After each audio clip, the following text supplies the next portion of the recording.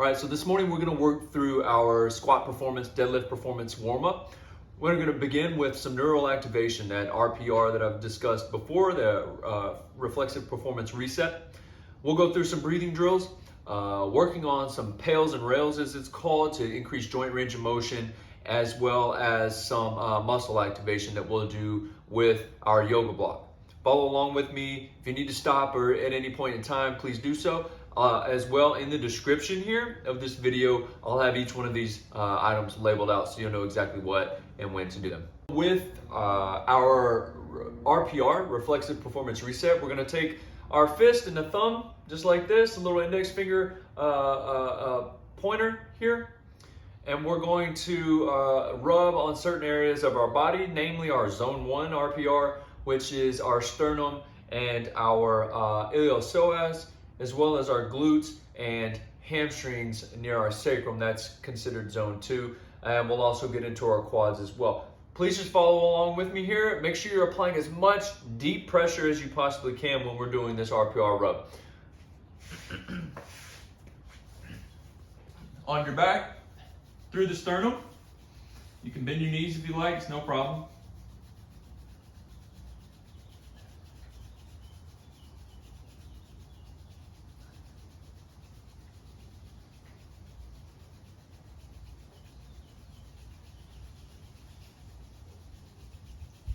Okay, good. Just like 10 or 15 seconds in that spot. Now we're going to go under the rib cage here.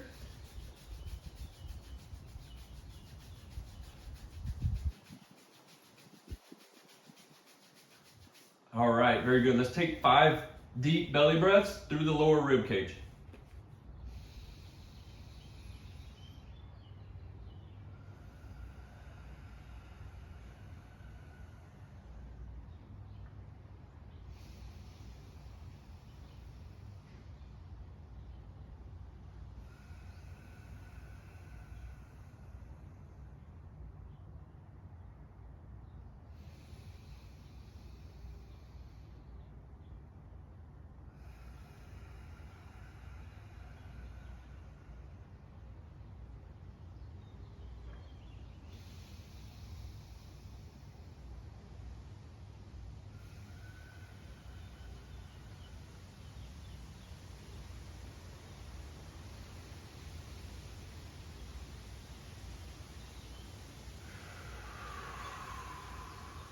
All right, now we're done with the diaphragm. We're gonna go ahead and activate and loosen up our psoas right above our hip bone. If you want, you can find your hip bone here and your belly button. It's gonna be the space right in between your hip bone and belly button. We're gonna take our fist again and rub right in that area.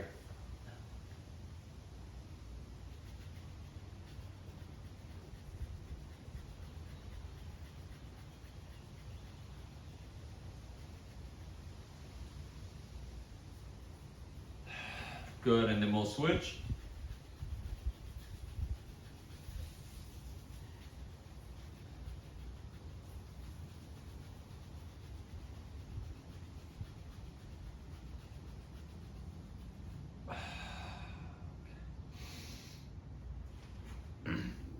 Next, now that we have the psoas out of the way, we're gonna work on our glutes and our hamstrings and our quads.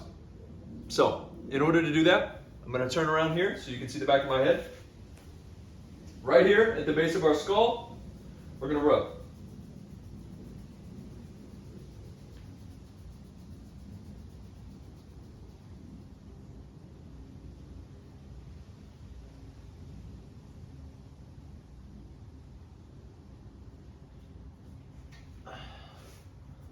Once you've gone about 10 seconds there, we're gonna come right behind the jawline, open the jaw, and press.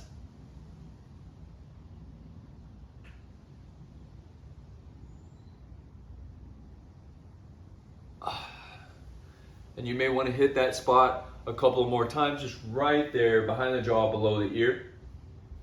Finally, we're going to do our hamstring activation and our quad activation. I'll get up on my knees for this so you can see. My sacrum here, right at the base of my back, above my glutes. I'm going to rub, taking my fist. I'm going to rub both sides.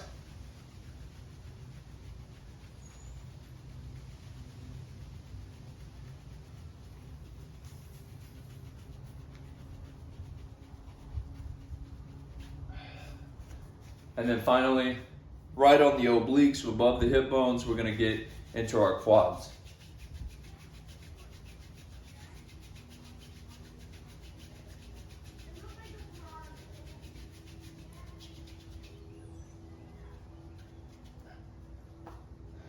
All right. Now, if you want to continue doing that, or you want to work around it just a little bit more, that's completely fine. I like to do this in between sets as well, especially on my hip flexors and maybe my hamstrings. When I'm doing squats, it kind of helps me kind of re-engage a lot of the time. If I ever notice I'm getting tension in my lower back or my hip, the psoas works really well to kind of release some of that. Every now and then, I'll get into a position to where I don't feel the release in my hip and my lower back. And so I may have to do RPR here on the inside of my leg, my vastus medialis, which is just right on the outer edge of my quad. I can do the same technique here and rub there as well.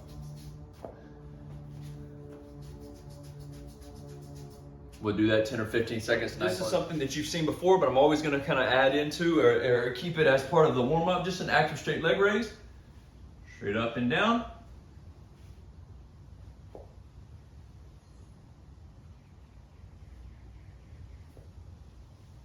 And then we'll switch. We do 5 on each side. If you want to do 10 on each side, that's totally fine too.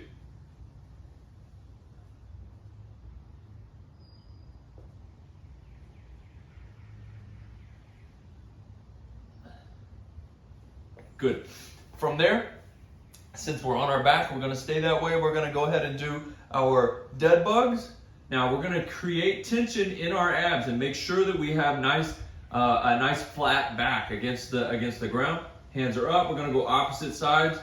Reach. I feel tension in my core right now, and I'm going to squeeze back in. Stretching, lengthening from shoulder to hip. Contracting, shortening from shoulder to hip.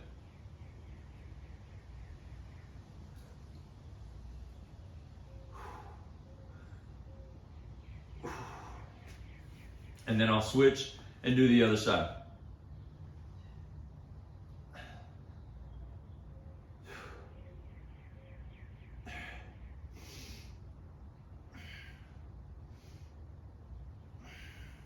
I'm just going to do 5 on each side. You're welcome to do 10 if you need to. From here, we're going to go into our 90-90 drills.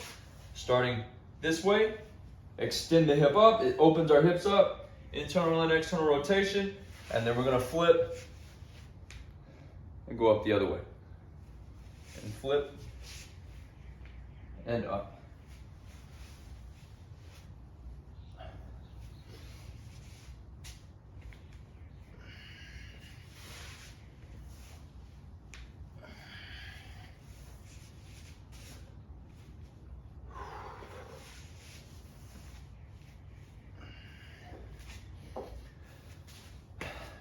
Now we're done with that.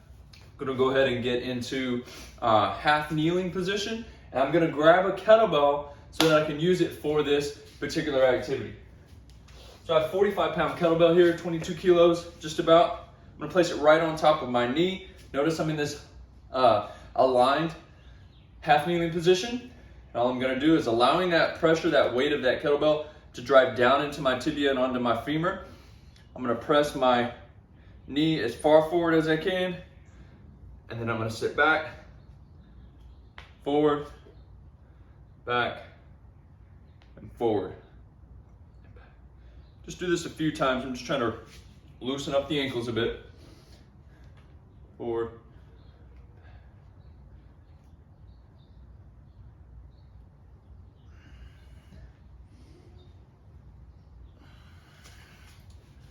Simple enough.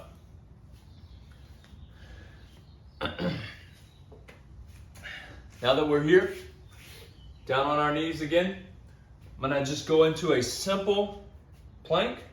Now in this plank, if I turn sideways here so you can see, in this plank, hands underneath my shoulders, thumbs are pointing forward, feet are together. I'm gonna drive my heels together and squeeze my glutes, work on a little scapular protraction and retraction.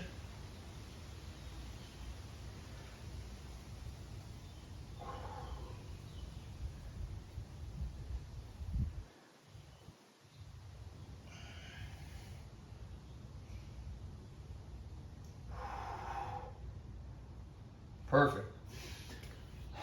From there, we're going to do a little more core activation, and then we'll start to finish up, and you should be ready to go into your squat or deadlifting pattern that you're trying to achieve today. Paloff press.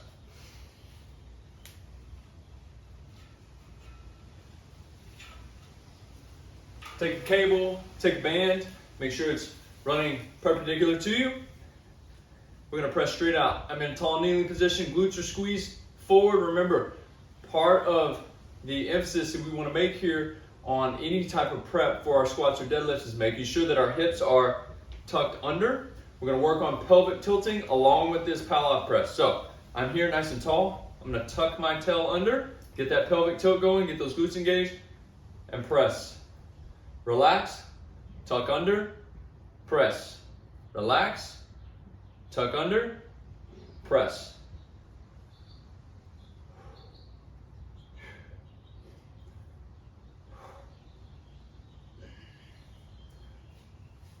Show you what that looks like from a different angle. I'm relaxed, heels are together, tuck under, press. Relax, tuck under, press. Relax.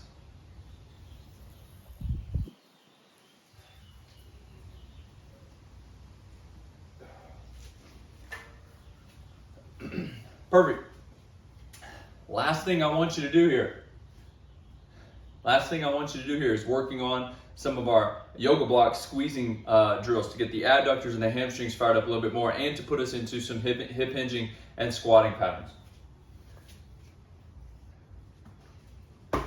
Take your block, it's gonna go very high into your groin, just about as high up as I can get it. Now here, again, pelvic tilting, we're gonna tuck under. I'm gonna squeeze my glutes down. That way my pelvis is kind of tilted back into this more neutral position. I'm squeezing that block as hard as I can. And I'm just gonna hold this for maybe a count of 5 or so. And then I'm going to relax. You'll see that my hips have sort of adjusted. I'm going to tuck under again, and I'm going to squeeze that block again. For me, the way that my hips work, squeezing this block really helps lengthen me and makes me feel more upright. It helps my posture quite a bit. And then more relaxed. I also get this really nice, as I squeeze, I get this really nice pressure into my adductors, the inside of my thighs, which kind of helps release some tension. Good, and relax. The adductors are important here, not only because of stabilization, but it helps us activate the pelvic floor and the lower abdomen when we can get really good activation out of the adductors. This way, we're a lot stronger in the pelvic floor, which is extremely important when we're doing some sort of squatting pattern. Let's go one more time. Tuck under, squeeze, and relax. Now, I'm going to keep this block here. I'm just going to work through some simple squat deadlifting, hip hinging pattern, So squeeze the block, hinge, squeeze the block, pull forward. Let's do 5 of those.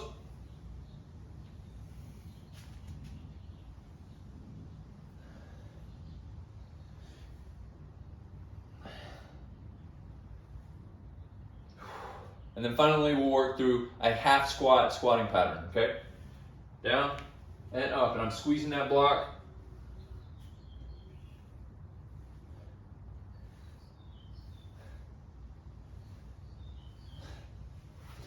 Now remember, as we're squatting a lot of the time, we have this tendency, especially if our glutes aren't fired up well enough, and because of a patterning issue that we've basically trained ourselves to be in, we'll typically go onto the toes, and we'll go into this Valgus knee. We'll find that our ankles are rolling in.